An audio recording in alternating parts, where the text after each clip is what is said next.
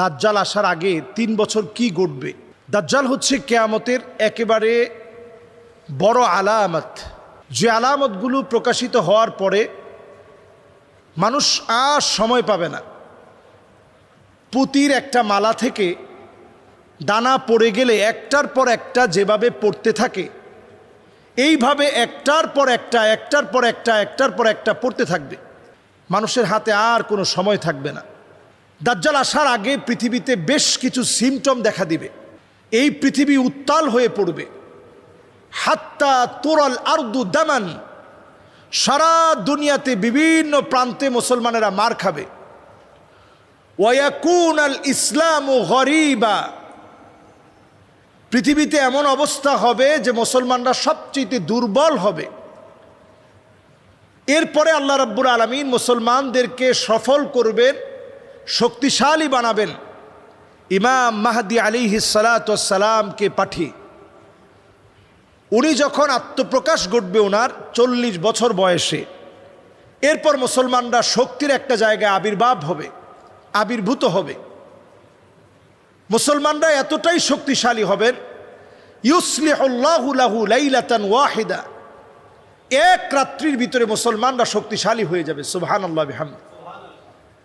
এর পরের বিষয় হচ্ছে মাহদি আলাইহিস সালাতু ওয়াস সালামের 6 বছর পরে দাজ্জালের আত্মপ্রকাশ ঘটবে।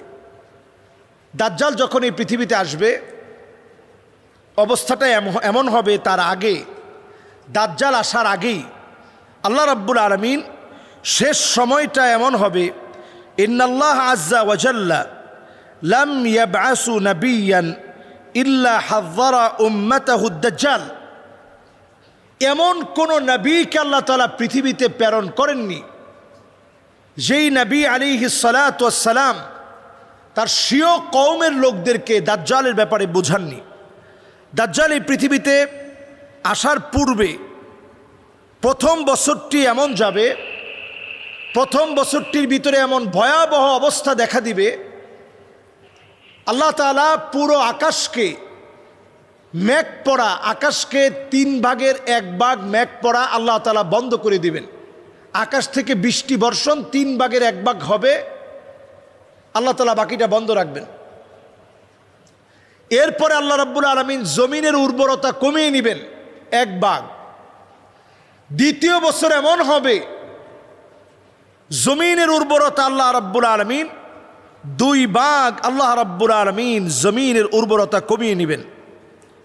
এরপরে আল্লাহ রাব্বুল আলামিন এমন একটা সময় দিবেন, জমিনের উর্বরতা পুরোপুরি কমে যাবে, দুর্ভিক্ষ দেখা দিবে। দাজ্জাল আসার পূর্বে ইবনে মাজাহ উনি হাদিসটি বর্ণনা করেছেন। এরপরে দাজ্জাল এসে দাজ্জাল যে কাজটা করবে, ফালা তাবকা লাহুম সাইমাতুন ইল্লা হালাকাত, জমিনের অধিকাংশ জায়গা কেমন যেন ধ্বংস হয়ে পড়বে। দাজ্জাল আসার 3 বছর আগেই জমিনের অধিকাংশ জায়গা একেবারে ধ্বংস হয়ে পড়বে। এরপর জমিনের ভিতরে এমন অবস্থা হবে, ওয়া ইন্না মিন ফিতনাতিহি আইয়ামুররা বিল হাইয়্যি ফায়ুকাযযিবুনাহু ফালা তুবকা লাহুম সাইমাতুন ইল্লা হালাকাত। এই পৃথিবীতে এমন ফিতনা দেখা দিবে, মৃত ব্যক্তিকে যদি দাজ্জাল বলে যে তুমি জীবিত হয়ে যাও, দেখবেন জীবিত হয়ে যাবে। বর্তমানে এই বিষয়গুলোকে একেবারে হালকা করার জন্যে এআই প্রযুক্তি ব্যবহার করা হচ্ছে। আপনারা অনেকেই হয়তো বিষয়গুলো অনেকে জানেন, অনেকে জানেন না। এবং দেখবেন ড্রোনের মাধ্যমে শূন্যস্থানে বিভিন্ন এলিয়ন দেখানো হচ্ছে।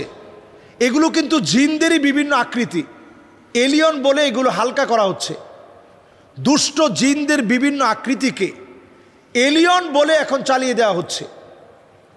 এরপরে আসুন, দাজ্জালের 3য় বছরটা এত ভয়াবহ হবে, চতুর্দিকে দুর্ভিক্ষ লেগে যাবে। হাদিসের ভিতরে আসছে, ওয়া ইন্নাহু লা ইয়াবকা শাইউম মিনাল আরদ ইল্লা ওয়াতাআহু ওয়া যাহারা আলাইহি ইল্লা মক্কা ওয়াল মদিনা লা ইয়াতিহিমা মিন নাকাবিহিমা। নবী আলাইহিস সালাতু ওয়াস সালাম বলছেন, মক্কা মদিনা শূন্য হয়ে যাবে, এত ভয়াবহ পরিস্থিতি সৃষ্টি হবে, ক্ষুধার তীব্রতা এত বেড়ে যাবে, মানব শূন্যতা দেখা দিবে। সেই সময়ে দাজ্জালের হাতে থাকবে রিজিক। যে লোকটা দাজ্জালের কথা বিশ্বাস করবে সে রিজিক পাবে। সঙ্গে সঙ্গে সাহাবী প্রশ্ন করলেন, নবী তাহলে সে সময় ইমানদারদের কি অবস্থা হবে? নবীজি বললেন, ইমানদারদের খাদ্য হবে তাকবীর আল্লাহু আকবার। ইমানদারদের খাদ্য হবে তাকবীর আল্লাহু আকবার। ইমানদারদের খাদ্য হবে তাহমিদ আলহামদুলিল্লাহ। ইমানদারদের খাদ্য হবে জিকিরের মধ্যে আল্লাহ তাআলা ইমানদারদের খাদ্য রাখবেন। জিকিরের মধ্য দিয়ে ইমানদারদেরকে আল্লাহ তাআলা রিজিক দান করবেন। সুবহানাল্লাহ বিহামদি। এই সময়টা আমাদের কাছে আপনি যদি একটু চিন্তা করেন, বর্তমান সময়ে এআই প্রযুক্তির সময়ে ড্রোনের মাধ্যমে শূন্য স্থানে কত কিছু দেখানো হচ্ছে, নানাভাবে বিভিন্ন জায়গায় বিভিন্ন চিত্র ধারণ করা হচ্ছে, নানাভাবে বিভিন্ন জায়গায় বিভিন্ন দৃশ্য আমরা দেখতে পাচ্ছি।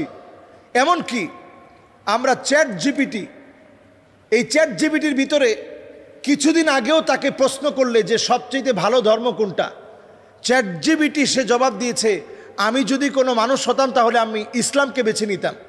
কিন্তু দেখেন চক্রান্ত কেমন। এখন আপনি চ্যাট জিপিটিতে যদি আপনি প্রশ্ন করেন সবচেয়ে শ্রেষ্ঠ ধর্ম কোনটি, চ্যাট জিপিটি সে উত্তর দিবে যে আমি হচ্ছি একটা রোবট, আমি তো একটা মেশিন, আমি তো ধর্ম নিয়ে কোনো কথা বলতে চাই না। তার মানে প্রত্যেকটা জায়গায় সুকৌশলে তারা আপনাদের মন, মাইন্ড, সেট আপ সবগুলোকে নিয়ে নেবে। আপনি ইউটিউবে যা দেখতেছেন আপনি দেখবেন ফেসবুকে ঠিক তাই আসছে।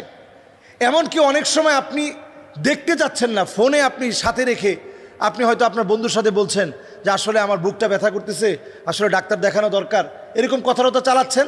একটু পরে আপনি ঢুকবেন, দেখবেন অনলাইনে বিভিন্ন বিজ্ঞাপন আপনার চোখে পড়তেছে যে আপনার বুকে ব্যথা করতেছে, আপনি এই ওষুধটা খেতে পারেন, এটা খুব কার্যকরী ঔষধ।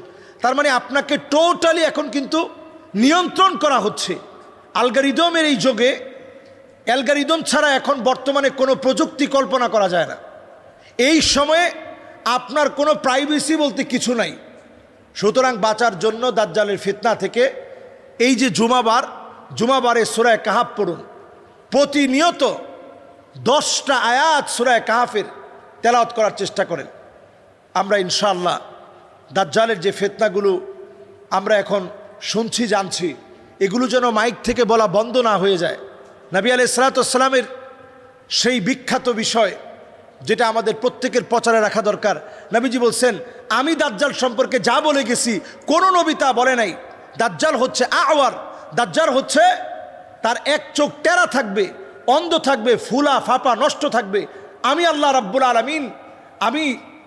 রাব্বুল আলামিনের নবী মুহাম্মদ সাল্লাল্লাহু আলাইহি সাল্লাম যেভাবে সতর্ক করেছি, এই সতর্ক দুনিয়ার কেউ করেনি। আমি তোমাদেরকে সতর্ক করে গেলাম, আমার আল্লাহ তিনি আওয়ার নয়, আমার আল্লাহ তিনি অন্ধ নন। এজন্য আমরা দাজ্জালের বিষয় যেদিন মাইক থেকে বলা বন্ধ হয়ে যাবে তখন দাজ্জাল আসার সময়টা চলে আসবে। বর্তমানে এই সময়ে দাজ্জালের ব্যাপারে আমরা তেমন কোনো কথা বলিও না, আমরা শুনিও না এবং চেষ্টাও করি না। আল্লাহ আমাদেরকে বোঝার তৌফিক দান করুক, আমাদের প্রত্যেককে আমাদের এই জমিনের ফিতনাময় বিভিন্ন পরিস্থিতি থেকে আল্লাহ তাআলা আমাদেরকে হেফাজত করুক। আসসালামু আলাইকুম ওয়া রাহমাতুল্লাহি ওয়া বারাকাতুহু।